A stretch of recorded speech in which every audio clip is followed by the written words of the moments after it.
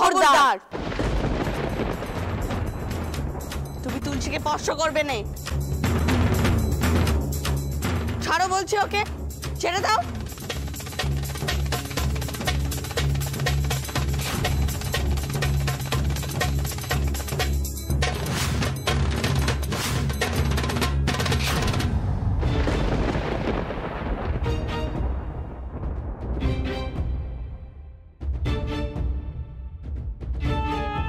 রানী, বেশি বাড়াবাড়ি করবি না কো।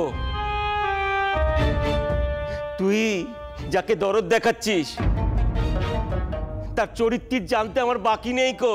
হ্যাঁ, তুই ন্যায়রত্নে ঠাকুরের সঙ্গে যখন কথা বলছিলি তখন আমি সব দেখেছি আড়াল থেকে। এরকম একটা নষ্ট মেয়ে মানুষের জন্য তোর কিসের এত দরদ রে? হ্যাঁ, জানিস তো ওসব খারাপ মেয়ে মানুষের জন্য কাদের বেশি দরদ হয়?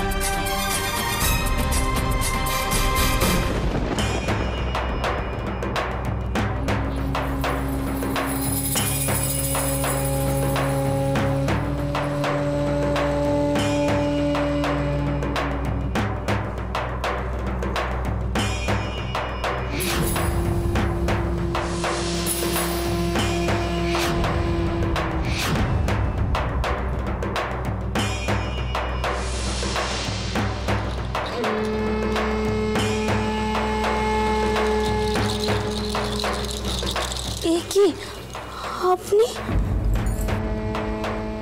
আপনাকে এর আগের বাড়ি সাবধান করেছিলাম রাখাল বাবু, নিজেকে সামলান, কিন্তু আপনি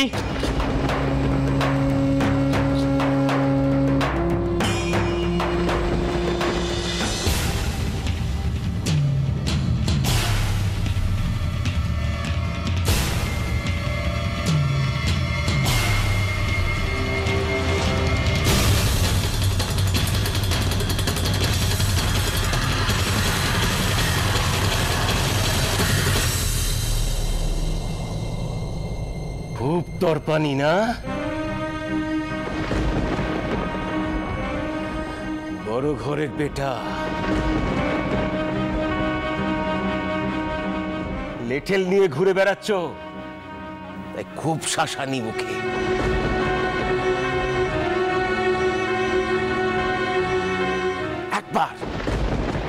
একবার লেঠেল সরিয়ে সোজাসুজি লাঠি খেলা দেখাও দেখি, দেখি কত ধানে কত চাল।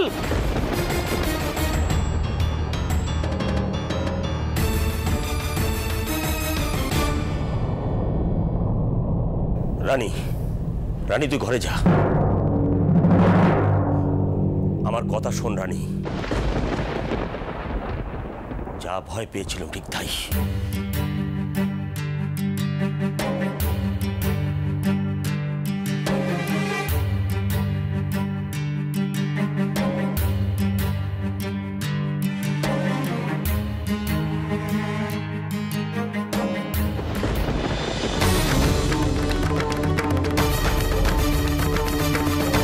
সর্দার, লাঠিখানা দাও।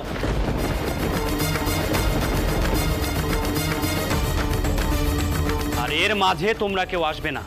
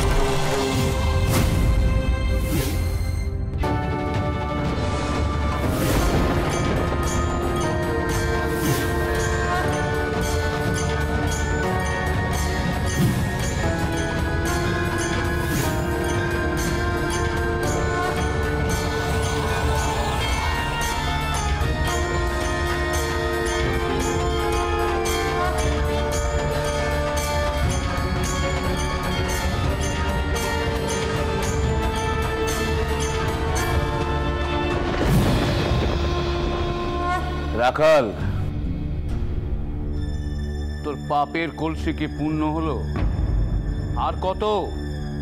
ক্ষমা চা, ক্ষমা চা।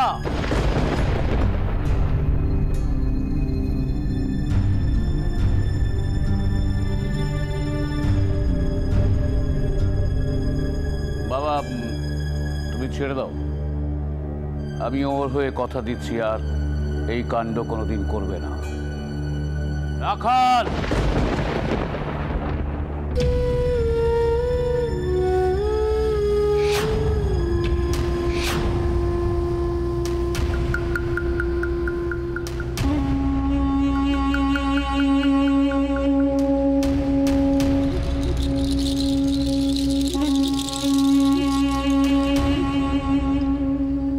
বাবা, বাবা তুমি একটু জিরিয়ে নাও, খেমিটাও তো ঘরে নেই। আচ্ছা আমি বরং রানীকে খবর দিচ্ছি, দাঁড়া। বাবা মশাই, রানী কি করছিল?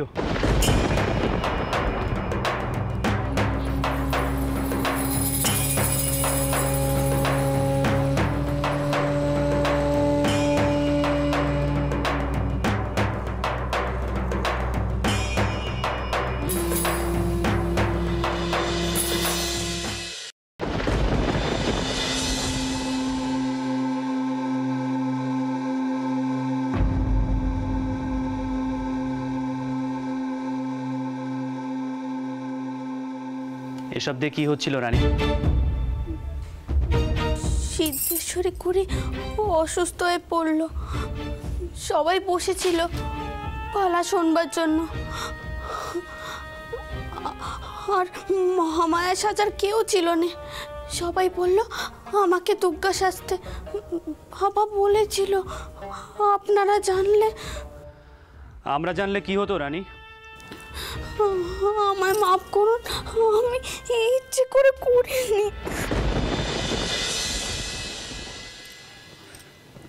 সত্যি বলবো, ত্রিশূল হাতে তোমাকে সত্যি মা দুর্গার মতো লাগছিল।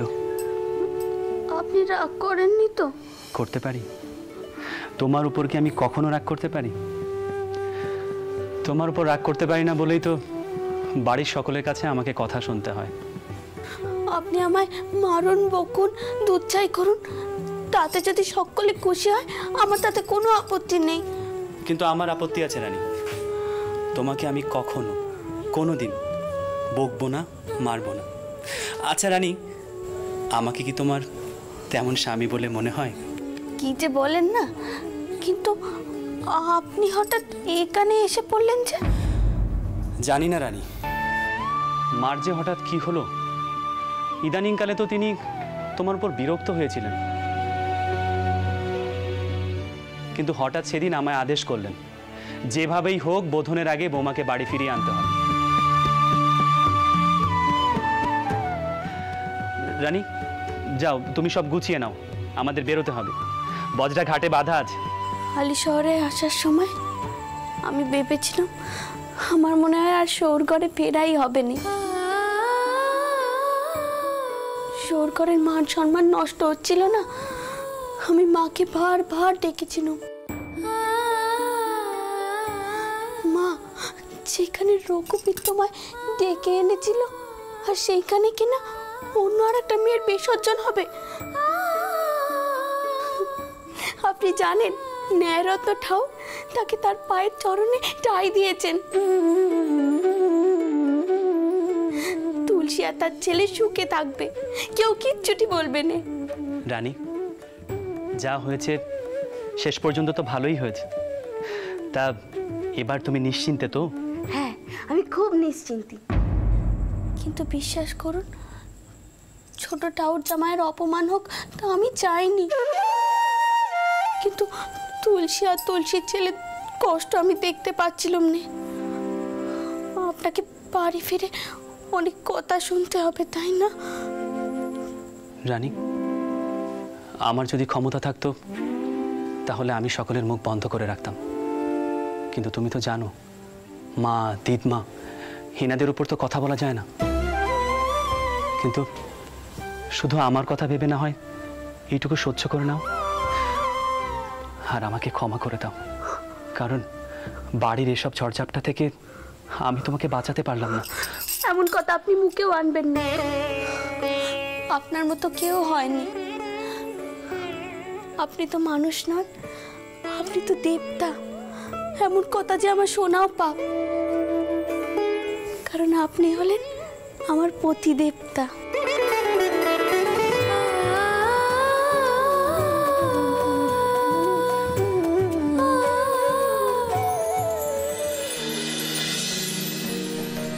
ॐ सुप्रकाशो महादीपः सर्वतस्तिमिरापः सवाच्यभ्यन्तरज्योतिर्दीपयन् प्रतिगृह्यताम् अग्निज्योतिरविर्ज्योति चन्द्रज्योतिर्तथैव च ज्योतिषामुत्तमो दुर्गे दीपयन् प्रतिगृह्यताम्।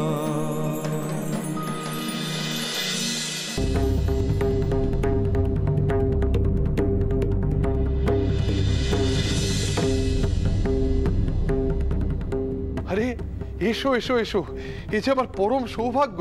রাজা নবকৃষ্ণ দেব বাহাদুরের সুযোগ্য পুত্র রাধাকান্ত দেব স্বয়ং আমার ঘরে এসেছেন। আমি তো ধন্য। হ্যাঁ, এসো এসো রাধাকান্ত, এসো। আসন্ন দুর্গাপূজা উপলক্ষে আপনাদের নিমন্ত্রণ জানাতে বাবামশাই আমাকে পাঠালেন।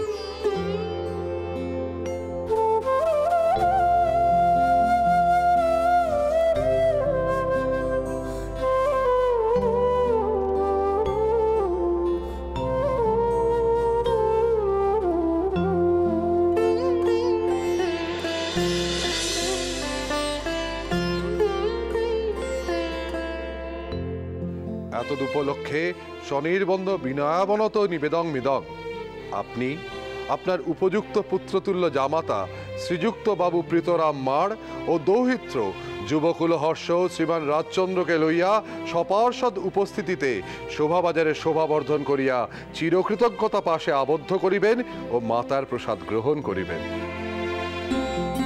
পত্র দ্বারা প্রেরিত ও অনুজ রাধাকান্তের পক্ষীয় কোনো বিচ্যুতি গোচর হইলে আপনার প্রসাদ গুণে মার্জনা করিবেন। নমস্কারান্তে রাজা গোপীমোহন দেব বাহাদুর, শোভাবাজার রাজবাটি ও এস্টেট। তোমার পিতা গোপীমোহন দেবকে বলো আমি সানন্দে এই আমন্ত্রণ গ্রহণ করলাম। ওরে কে আছিস রে? এগুলো ভেতরে নিয়ে যেতে হবে। এসো রাধাকান্ত, এসো।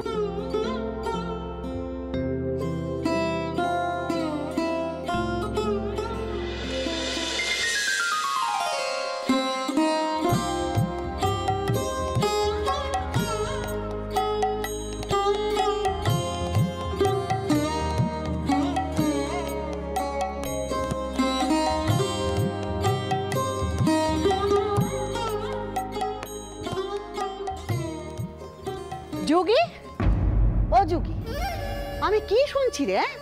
তুই নাকি কাল রাতে চন্দরকে ওই বউকে আনতে পাল্টে দিয়েছিস। যে বউয়ের জন্য এ বাড়ির জামাইয়ের এত বড় অপমানই হলো, যার জন্য বাউন্ডা এই বাড়িতে পুজো করতে আসতে চাইছে রে, তুই সেই বউকে আনতে পাল্টে দিলি, তাও আবার মায়ের বোধনের আগেই। হ্যাঁ মা, আমি ছোট বৌমাকে আনতে পাঠিয়েছি। সে ঘরের নোক কি বের পর এ সংসারে তার পেতম পুজো, মার বোধনের আগে ঘরের নোক কি ঘরে থাকবে না? তা কি কখনো হয় মা, বলো? আমি বুঝেছি, বেশ বুঝেছি। আবার তোকে বশীকরণ করেছে। যখন ওই বশীকরণের জোরটা কমে গেছিল তখন তুই বাস্তবটাকে বুঝতে পেরেছি। আবার নিশ্চয়ই নতুন করে বশীকরণ করেছে। তা নাহলে অনক্ষী বউকে তুই এখন নক্ষী বলিস? যাকে যা ভালো বুঝিস করগে যা, আমি আর কিচ্ছুটি কইব না। তবে এইটুকু ভালো করে বুঝতে পারছি তুই কেন ওই বউকে আনার জন্য এত আনচান করছিস। ওই বড় গিন্নি নিশ্চয়ই ওই বউয়ের জন্য পড়ান একেবারে কেঁদে কেঁদে উঠছে। সত্যি ছোট, আমায় গালি না দিলে তোর পেটের ভাত হজম হয় না। নাত বউ ফিরবে কিনা সে ব্যাপারে যুগীর সঙ্গে আমার কোনো কথাই হয়নি। আমার ভয় হচ্ছে পুজোটা হবে কি করে।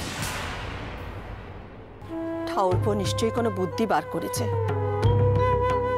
মা মা ঠাকুরপো আসছে, এই ঘরেই আসতে বলবো? বড় বৌমা তারা এসে গেছে। হ্যাঁ বড় বৌমা, তুমি ওদের এই ঘরে আসতে বলো মা। যাও যাও, তুমি ওদের এই ঘরে আসতে বলো। যাও মা যাও।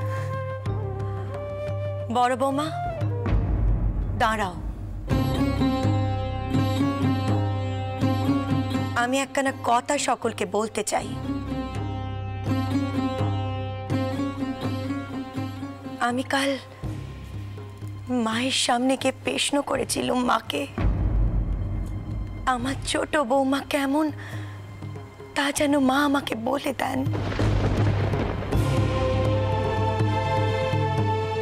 সে যদি এই সংসারের যোগ্য না হয়, সে যদি সত্যি পাপ করে থাকে, এ সংসারে তার কোনো ঠাঁই হবে না।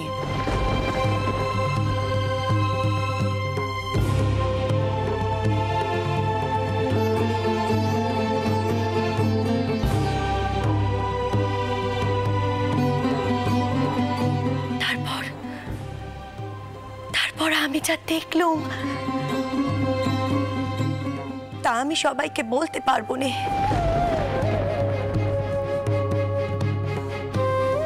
তবে একখানা কথা আমি সকলকে বলতে চাই,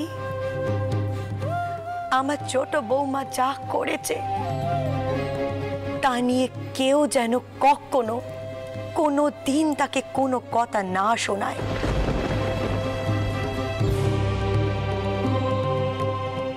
এটা মার বংশের গিন্নির অনুরোধ সকলের কাছে।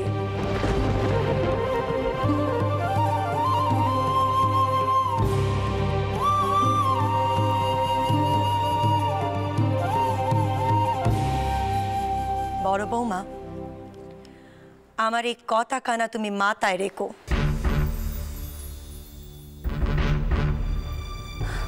মা, আপনি আমায় এসব বলছেন কেন? আমি তো কোনো কালে ছোটকে কিচ্ছুটি বলিনি। আর আমি বলারই বা কে? আমি সে কথা বলিনি বাচ্চা। তবে কি জানো বড় বৌমা, মাঝে মাঝে তোমার চোখ মুখ দেখে মনে হয় তুমি যেন ছোট বৌমাকে সহ্য করতে পারছো না।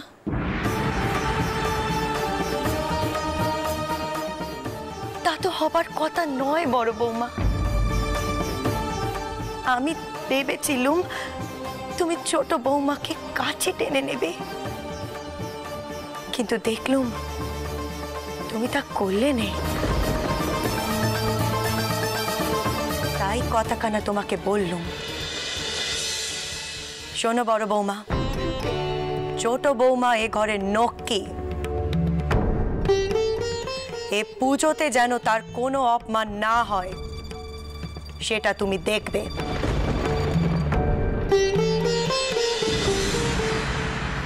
পুজো পুজো হবে তবে না? কোনো বাউই তো এ বাড়িতে পুজো করতে আসতে চাইছে না, তার আবার পুজো।